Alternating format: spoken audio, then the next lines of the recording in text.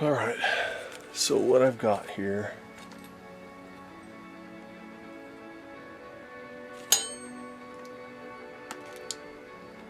got a same unit on a Ford pickup, an older one. And what I found was this is part of the wiper. Inside there is the rheostat for the fuel gauge. Fuel pump is dead on this, but what I've got to do is the rheostat was intermittent. Every time I moved it back and forth, I couldn't get an exact reading. So I wanted to look at right here.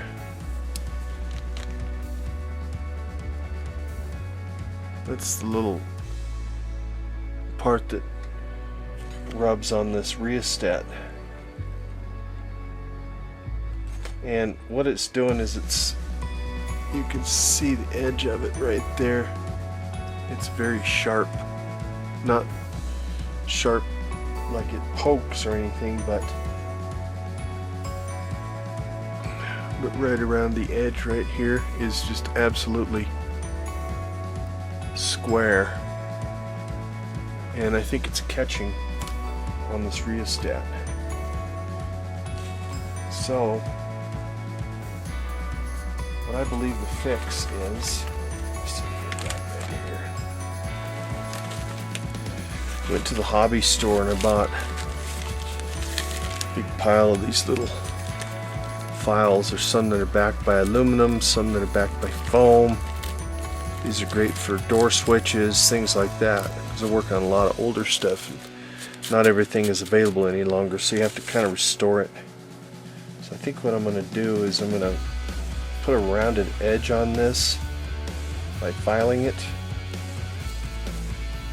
and I think that will help to restore the rounded edge instead of the square edge.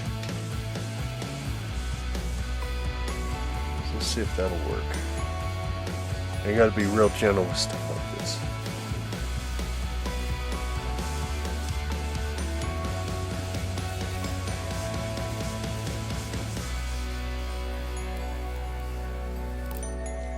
Alright, so now I'm going to try and clean. You can see this edge right here.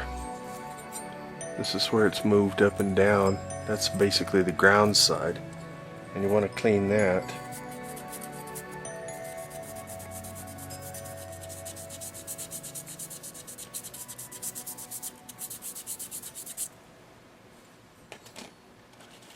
And then of course you'll clean these two fingers right here. I've seen those actually worn out before. So you want to be kind of gentle with them.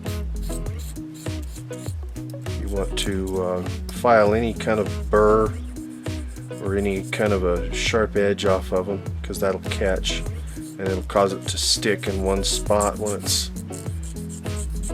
I use my finger as a guide, and I can file my finger off if I need to, but I can just go in there and be real gentle with it. On this portion in here, this is about the same thing. What I'm going to do is take the edge of that, and I'm going to just go in there and clean it real easy like. And these you can actually bend them a little bit if you need to. Make a rounded edge. And you can see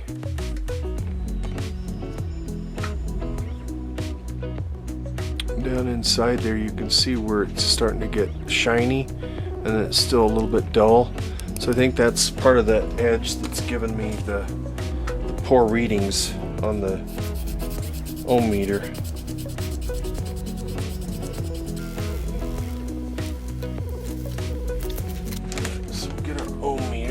Get it ready to go.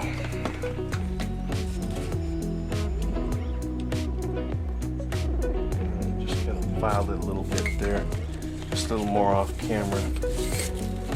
Let's see if there's any change. I may just ultimately have to replace the whole unit, but I was hoping to to not, because this truck is a 1990.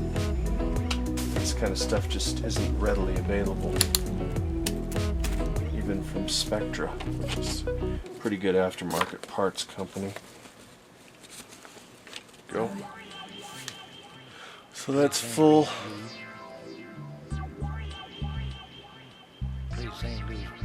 And that's empty. You can see it's got a little catch at the very end. So I think when it gets empty, it's gonna maybe act up. But for now, looks like it's pretty accurate.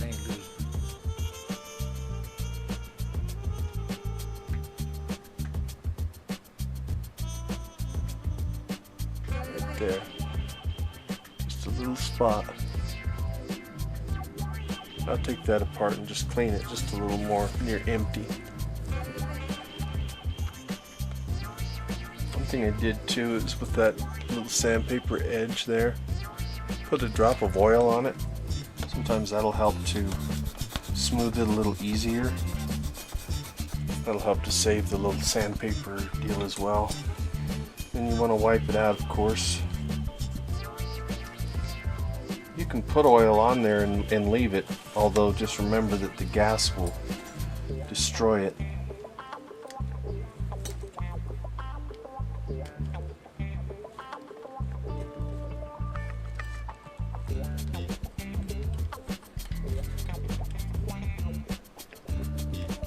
So there's a little something.